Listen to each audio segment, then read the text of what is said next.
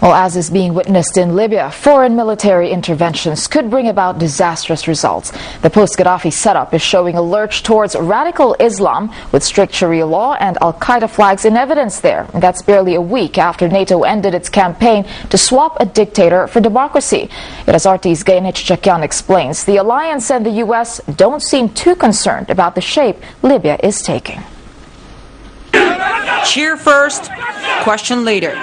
Not so long ago, the U.S. media presented Libyan rebels as freedom-loving folks yearning for democracy. After Gaddafi's killing, the narrative changed. You know, you talk about this Arab Spring, and many people viewed it here as a move towards democracy. But really, that is not exactly what's going on. It seems the U.S. media just woke up to the unfolding human rights disaster in the region. Libya's new rulers are at risk of being accused of the same kind of abuses they fought to overthrow. An Al-Qaeda flag planted on a Libyan courthouse stirred quite some panic. And not just that.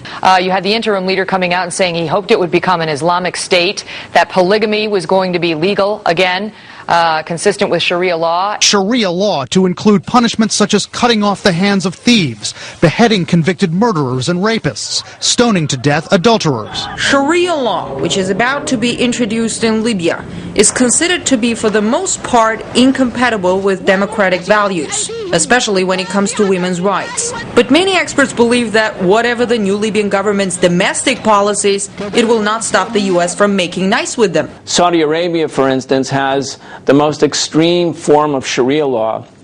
Women are not allowed to drive cars, they're not allowed to vote. The crime for adultery for women is the death penalty in Saudi Arabia. And none of this seems to bother the powers that be in Washington. Why? Because Saudi Arabia does the bidding of the United States in this oil-rich region. Saudi Arabia being a dictatorship and not a democratic state, yet America is a big ally and a big supporter of Saudi Arabia. That just shows that we really don't care for working with democracies, or we're working with dictatorships, or we're working with secular governments or religious governments. What we care about is our interests in the region. Bahrain, another U.S. ally in the region. It hosts America's Fifth Fleet and also lives under Sharia law and has a questionable human rights record. As for Libya, those in power are there only thanks to NATO, and particularly the United States. The media here had generally been supportive of the campaign to topple Gaddafi. But now that he's gone, why the sudden concern about human rights in Libya?